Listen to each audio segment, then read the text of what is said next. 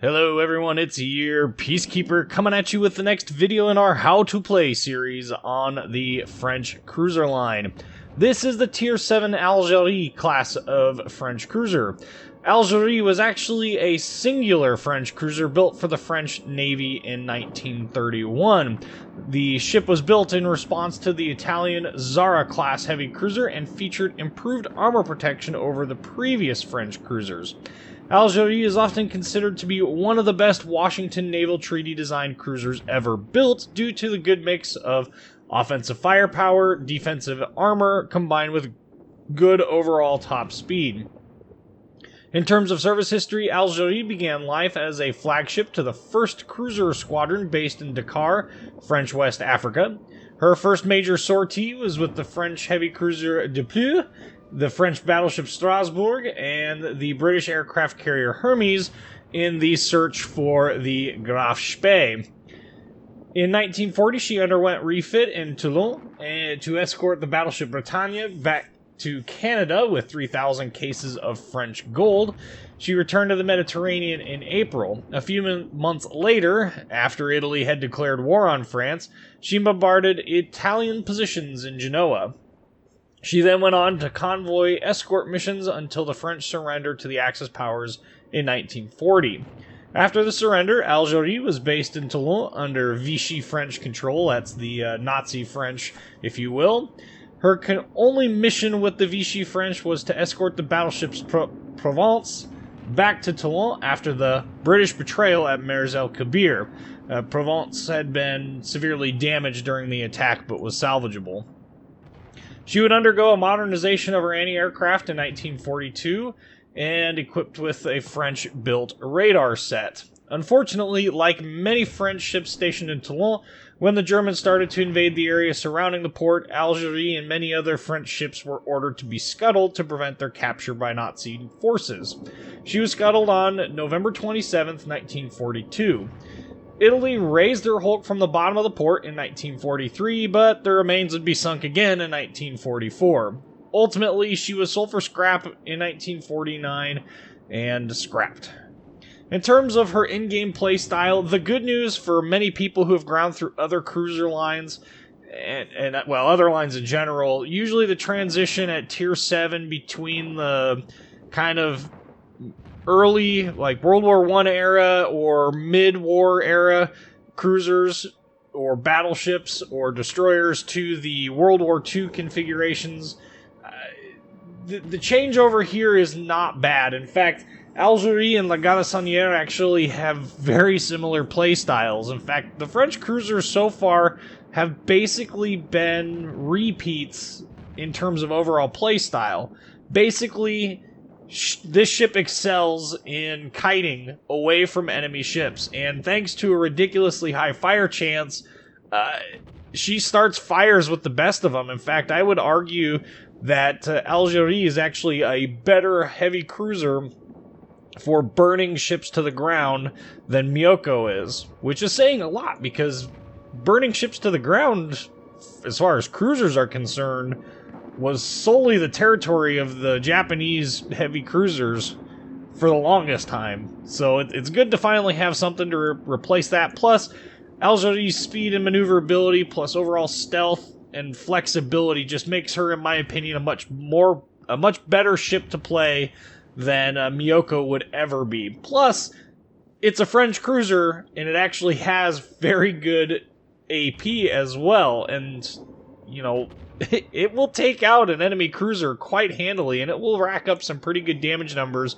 against broadside battleships, which is fantastic. It's just a very, very flexible ship overall, and a lot of fun to play. Like most Tier 7 cruisers, though, her armor, and I'm talking specifically in bow and stern armor here, and belt armor too, but her bow and stern armor is not strong enough to safely handle any battleship she frequently encounters. And like most other Tier 7 cruisers, her citadel placement means that she's susceptible to citadel hits even at close ranges. And part of that is because the ship does actually have armor. It's very difficult to overpen the citadel on this, so be very careful going broadside in this ship. Long range, though, highly agile and fast-hitting fire spammer. It accurately describes how Algérie plays. And as far as Tier 7 cruisers go, she's by far my favorite, and I would say probably the best in the game. Alright, let's look at some stats. She has 35,600 hit points, up to 110 millimeters of armor, which is going to be on the belt. And torpedo damage reduction of 16%.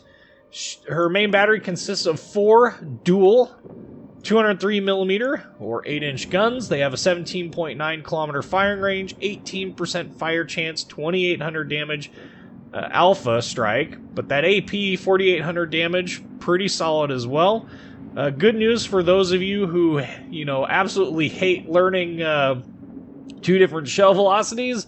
This ship has 2 different shell velocities for its HE and AP. It's really not that noticeable of a difference, in my opinion, but something to keep in mind. If you're struggling to get hits with armor piercing, just know you need to lead a little bit further ahead than the high explosive. Secondary battery consists of 6 of these dual 100mm or 4-inch gun mounts. As far as secondaries go, they're pretty lackluster. 4.7 kilometer range. Not really all that useful, but they are there. The ship also has torpedoes, and it's going to be basically the same torpedoes that the French cruisers have had for a long time. She's got 2 triple launchers, so 1 on each side.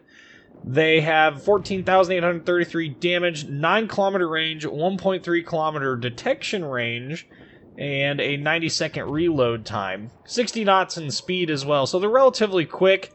Just not a whole lot of them to really spam them, but like all the French cruisers, they have a pretty good firing arc as well, so you can take advantage of those in those charging situations, which we'll get to see in the battle video.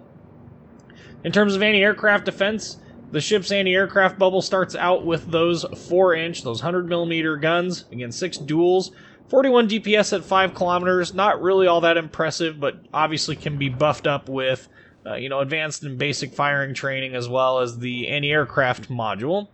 It then steps down into the 37mm, 4 dual 37mm that is, 3.5 kilometer range, 48 DPS, and then 6 dual 25mm, 3.1 kilometer range, 34 DPS. So overall, anti-aircraft really isn't what I would say is just mind-bogglingly amazing.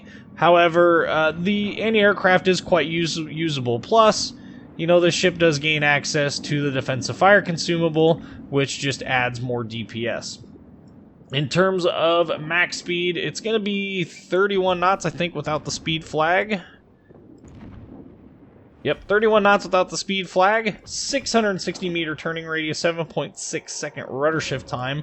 All very, very good. Very agile ship. Concealment range by sea of 11.8 kilometers, detection range by air of 7.1 kilometers. Let's look at some of the upgrade slots. In the first upgrade slot, I am running Auxiliary Armaments Mod 1, and this is going to buff the hit point pool of your secondaries, which and your anti-aircraft, which is the reason why I run it, by 100%. So we're effectively doubling the hit point pool of our anti-aircraft battery, which is nice. You have 2 other viable options here. Main Armaments Mod 1, if you feel that the ship is losing its main battery too often, you could run this. It reduces the chance of your main battery being incapacitated by 20%. It increases their hit point pool by 50%. And decreases the time it takes to repair them by 20%. It does the same thing to your torpedo tubes. Magazine Mod 1, if you're afraid of detonations, this is basically a free det flag. Well, I guess it's 125,000 credit det flag. It reduces the chance of a ship's magazine detonation by 70%. In the second slot, I am running Propulsion Systems Mod 1 to reduce the chance of my engine being incapacitated by 20%, as well as decreasing the time it takes to repair the engines by 20%. Steering Gears Mod 1 is the same thing for the propulsion system, and either of those 2 options are a solid choice. Of course, if you have the engine boost consumable and none of these options really are interesting you, you could always run the engine boost modification 1 if you really want to. Damage Control Systems Mod 1, this ship has a cruiser damage control party, and so you just don't find yourself being on fire or flooding for very long, and usually if you are flooding or being on fire for the full duration, you're going probably going to sink. In the third slot, I am running Aiming Systems Mod 1, and this is going to reduce the dispersion of shells that you fire by 7%. It's going to increase the traverse speed of your torpedo tubes by 20%, and it's going to increase your secondary battery firing range by 5% and decrease the secondary battery's dispersion by 5%. We don't really care about the secondary battery changes, but for sure the main gun dispersion is really the reason why we run this module. The only other option that I would consider to be viable at this tier is going to be AA Guns Mod 2, which is going to increase the firing range of your anti-aircraft by 20%, which if you are afraid of aircraft carriers, which at this tier there are enough of them, and you really want to stick it to them, you could run AA Guns Mod 2. In the fourth slot, I am running Steering Gears Mod 2 for the 20% reduction in rudder shift time.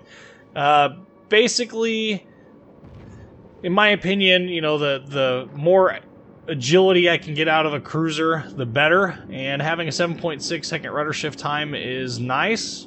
Having less than that would be even better, but we can't really do that with this, and we don't have the option of the final tier slot like the Charles Martel does after us, where we can swap in the rudder shift module, the second rudder shift module, and so as a result, I prefer this. Now, Propulsion Systems Mod 2, there could be a good case made for this, but this ship really isn't that strong behind, you know, islands or in smoke. I mean, yeah, it is strong in smoke, but that's kind of hard to really be consistent unless you're running the ship in a division all the time, in which case you could take this.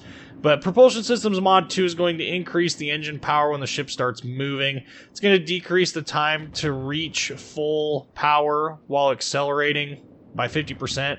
This only impacts the ship between the -6 and 6 knot range, and if you're really, really, really worried about getting up and going, you could take this, but just remember that you do have the engine boost consumable, which does basically the same thing in a consumable format. So I personally don't run Propulsion Systems Mod 2 on this cruiser. Damage Control Systems Mod 2 I really also don't see a use for. Again, it goes back to Damage Control Systems Mod 1, where if you're on fire or you're flooding, chances are you're probably not going to survive it because you're under that much fire that your damage control party didn't take care of it the first time. So that I personally don't run Damage Control Systems Mod 2. Consumable-wise, we do get the speed boost, we do get a fighter aircraft, and we do get defensive fire, and all of those things together make for an absolute riot of a ship to play. So enough of me talking about this in port, let's go look at it in a battle video. Alright, so Algérie, like I said, plays an awful lot like La Galissonière and Émile Bertin before, in that you can basically play this ship as a long-range flamethrower. That's probably the best way to look at it. This is a Tier 7 match. It is on the map Haven, which, as you guys know, is one of my favorite maps in the game. And there's a couple of different strategies, but overwhelmingly you guys have seen me go towards the south. And it shouldn't be any surprise to anyone else that that is also the route at which we're going to take on this match. It just seems to work out the best. I find that when the enemy team commits to the northern route, they just take themselves out of the fight for so long. And so few ships up north can really delay their getting to your cap. Of course, this is the standard battle mode, and with that, that means they have to get to our cap in order to actually, you know, win or sink us all, or have more points than us at the end of the match. But so we don't quite make it to the 20-minute mark in this. The game ends before that. The couple things to remember, you know, the kiting gameplay style. If you're not familiar with what that is, basically the premise behind kiting is to get enemy ship's attention, and get their attention while you're charging at them, and then when they have shot, you know, you want to turn yourself around and you want to basically run away from them, and you want to angle yourself such that you can WASD between having all of your guns on target and only having your rear two on target. So you're playing the mask and unmask game for your your front turrets when you're running away. And when you do that, you can get some very, very strong gameplay because it's extremely hard to hit ships that are running away from you. One, it's hard to gauge the speed, so you don't know how far ahead of those ships you have to lead. And two, it's very easy for them to make small course correction changes and completely negate all of the accuracy that you had. And if you've watched some battle videos, it's very, very obvious when battleship players are shooting at ships running away just how far off a little bit of A and D key when you're kiting away from something, or when something's kiting away from you, how very little of that is actually necessary to get a complete miss of the target. And so kiting is a very strong gameplay style, and that's basically been the French's strength since they came into the game. Insert French running away joke here. That's not why they're strong at this. Just about every ship class benefits from this, with the exception of maybe some of the slower battleships, which really should be angled towards things. But French cruisers are adept at doing that, and thus can be a lot of fun to play if you've got a lot of room to work, can be absolutely frustrating to play if you don't. So we are detected right off the bat, which means there's a destroyer. And look, Shinonome. We're going to go ahead and we're going to short launch some salvos there. But look at that. One salvo, 2 fires. So our Congo is going to be set ablaze here pretty soon. To burn for the duration, which unfortunately for battleships is quite a long time. Able to do a pretty decent amount of damage, though. Still trying our best. Sorry, that's not a Congo. That's a Koenig. My bad. Japanese and German sausages, hard to keep track of sometimes. There's the Congo. The Koenig was the one that I was actually aiming at. So it was actually the Congo that actually managed to land a salvo on me there. But the Koenig is now burning heavily with my fire. So we'll just keep engaging him. I mean, at this point, we're just going to continue to engage him, be the least appealing target for them to shoot at. You can see we've got excellent long-range accuracy. HE shell damage, pretty solid, especially against a battleship like Koenig, which doesn't exactly have the world's greatest superstructure. I would think that Fuso is about the only ship in this tier range that actually has less superstructure, and we're still lopping off 3 grand at a time. And you can see just how quickly we've racked up 20,000 damage. And because we're not being focused anymore, I'm going to go ahead and turn in, and we're going to now alternate we're going to mask and unmask our rear guns. So basically this ship is going to now become the exact opposite of what we were doing. Rather than kiting away from stuff, we're going to charge towards them. We have pretty favorable gun arcs. I mean, they're pretty solid, and the ship's agility means that you can maneuver between shell hits, between them firing at you, fairly easily. And you can see we managed to start the Koenig on fire again. Hoping for the kill. Yes, okay. Was gonna say, my word. So now we switch to the Shinonome, which that is an interesting ship to play, especially if you're not used to using your guns in the Japanese destroyer line. Someday we'll get a video out for that. 462 damage, which is actually pretty low, but I think the majority of that damage was going to be splinter damage because of the torpedo tube hit there. And there you can see we smacked him twice and started him on fire, which I'm guessing by the fact that he does not have engines, that, 1, he's not running last stand, and if 2, if he is, it's not a very, very strong, like he doesn't have his repair party up to actually repair it. So we're going to pop on the speed boost one more time. We're going to throw in the extra baguette in the boiler, hoping to get ourselves up and running. Really waiting for the Shinonome to come out of the smoke here, but he's not, so we'll just continue charging on in. Going to use our stealth since we are not really in too much of an issue there, but we got Congo to shoot at, so we can do that. We don't want to shoot there at torps at the smoke because our kamikaze is charging it. So we need to be prepared for when the kamikaze spots. There's another fire. We're up to 6 in this match. There's a Shinonome. Who... Are those torpedoes coming towards me? Should probably get out of the binoculars and look, don't you think? Nope, they're not. And... Oh, for Pete's sakes. 337 hit points. All it's going to take is for somebody to shoot at him. And I'll take that kill. So we're up to 2 kills, 35,000 damage. The Congo burned her repair party, obviously by the fact that she's not on fire after I set her on fire. You can see the guns actually have pretty good lead. Like, you don't have to lead very far to get accurate shots falling down. And there's yet another fire on the Congo, which is going to burn for an extended period of time. And like I said, this ship's overall anti-aircraft, or sorry, not anti-aircraft, but overall fire chance and amount of damage done per shell is very well balanced for the tier. I think it's a very versatile ship, and you can see we are just lighting fires like it's our job. Quick switch of our turrets to the other side so that we can get back into this fight and not position ourselves out of it, and we'll get to firing back on this Congo once again. Now we do have a York that's in their cap. We also have an Algérie coming back. There's a New Mexico somewhere in this mix over there as well. We definitely do not want to tangle with him. If we can do so, we'd much rather have support while going in. Uh-oh. Uh-oh. Sorry, Fuso. I think we're going to collide briefly. It's gonna be close. Congo being a jerk, trying to shoot us. We managed to avoid collision. Would you look at that? Well, since we're here, we're going to go ahead and traverse our guns the other way.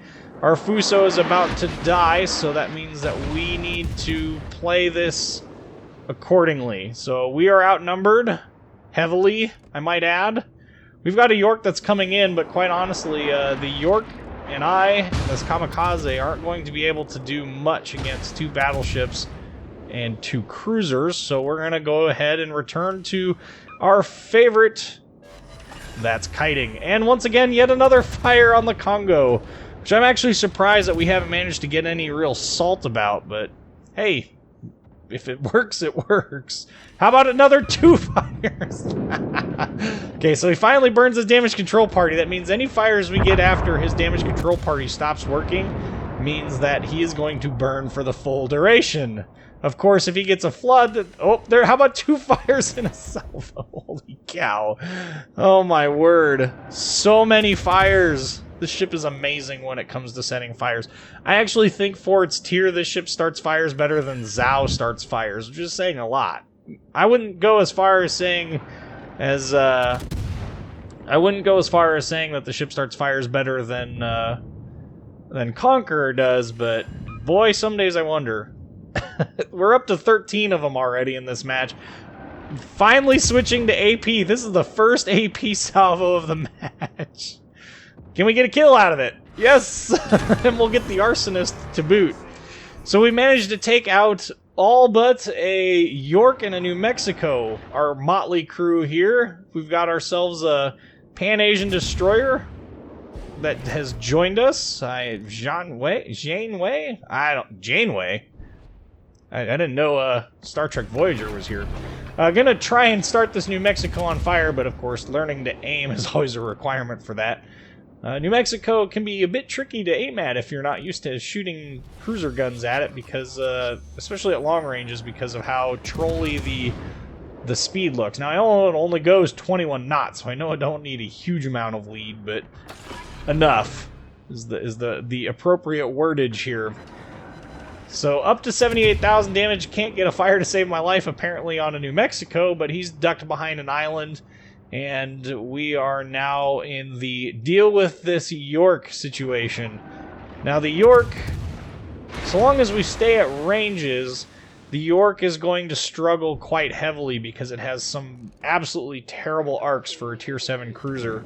It does have usable HE. It's one of the few German cruisers until you get to the Tier 9 and Tier 10 that actually have decent HE, but Unfortunately, we are not getting very good results on this damage roll party.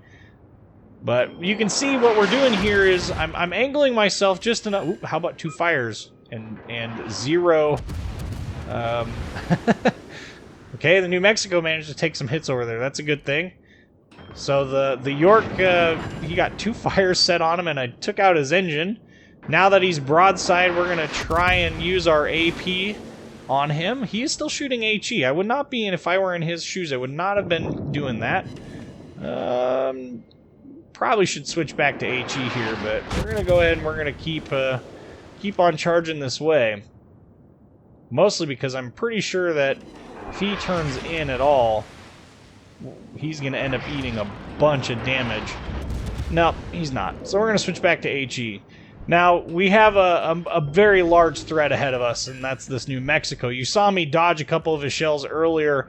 You can see that part of my dodging scheme for this has been a healthy abuse of WAS and D, predominantly in the W and S mark. And we managed to start him on fire, finally. And he is not having a grand time trying to hit us with all this stuff.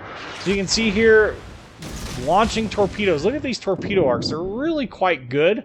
And the maneuverability is just allowing us to troll just between his salvos here. So kind of feinting him, trying to get that second fire in the hopes that I can get him to, you know, expose... Well, one, I'm hoping that I can get him to burn his damage control party. Ooh, there's the Citadel hit through the nose.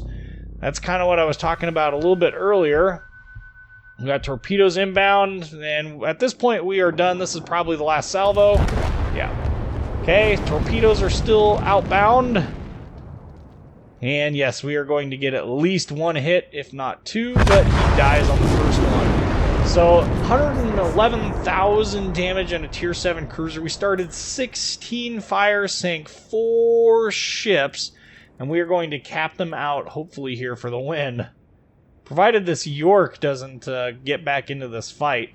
Overall, Algérie, you can see how her play style is very good, and how the kiting back and forth, you know, charging and then turning and waiting for the opportune time to turn, making your committed turn. Ooh, that's gonna hurt. 2 deep water torpedoes, 1 deep water torpedo. Anyway, making that turn at the appropriate time, getting out and away. This Janeway. That's not how you say that. I don't have any idea how you say that. I don't know why he was firing. He basically reset the cap. We could have won had they managed to scare him out, but oh well. Once you've made that turn, though, and you're kiting away, it's very easy, you saw, to just use your range and your good HE shell speed to just burn all the things in sight. And of course, the AP, we didn't get to see any deletion of cruisers, but trust me, the AP on this ship is no slouch either. And this ship is a very strong Tier 7 ship. It's fun, and it's very maneuverable, very agile, and I enjoy playing it a lot. And I'm sure other people are going to comment that they also enjoyed this ship a lot, and I really hope there's a number of them out there, because I think it's the best Tier 7 cruiser in the game outside of Fiji, which Fiji's play style is definitely a lot different, but as far as heavy cruisers go, I think that this ship is a top contender. I don't think Miyoko has anything really to bring to the table that this ship doesn't have. This ship starts fires just as well, has just as good a AP in my experience, better AA, better maneuverability, better gun arcs, better torpedo arcs. All of those things stack up quite handily. So for me, I personally like this ship over Miyoko a lot. Oop, York missing those shots. Come on, man, those are freebies. I think our Pan-Asian DD is going to get the kill before he does. And down he goes. Okay. So overall, really do enjoy this. I don't know if I've said that enough. The ship is really good, especially for a Tier 7 cruiser. It's just very, very versatile. Just every aspect of it is very solid all around. Just very solid. And like I said, I think the only thing that is really frustrating, and it's part of it's because I was out of position. So when that New Mexico showed up at 11K, I probably, in hindsight, should have turned around and kited away from him. I decided instead we're going to use the torpedoes. We're going to see if we can't get a kill out of it. We did get the kill, but we lost me in the process. Thankfully, not a game-ending result. We were able to survive, and we are going to win this quite handily now. If not by killing the Graf Spee, by capping them out. And so it wasn't a huge loss to the team, but in hindsight, I would have much preferred to stay in the fight longer and enjoy just a little bit extra damage. Probably could have made this, 130. Yeah, that's being. I don't think we would have gotten 130 because 111 is where we're at now, and that gave us the New Mexico. So that York, I don't know. I don't think we would have quite gotten to 130. It would have been 120 something thousand damage game, plus the cap at the end. I don't know. Take it or leave it. It's still a fantastic game overall, and it's still a fantastic ship. So, okay, battle end screen. Like you said, basically 111,000 damage, 4 kills, 16 fires, a torpedo hit. We ended up second on the team, 1580 in base XP, almost 1 million in potential damage, which for a cruiser is pretty good, and there's the credits and XP screen. Anyway, guys, I do enjoy this ship a lot. It's, in my opinion, a fantastic Tier 7 heavy cruiser. If you guys haven't already, like, comment, subscribe, and thank you for watching.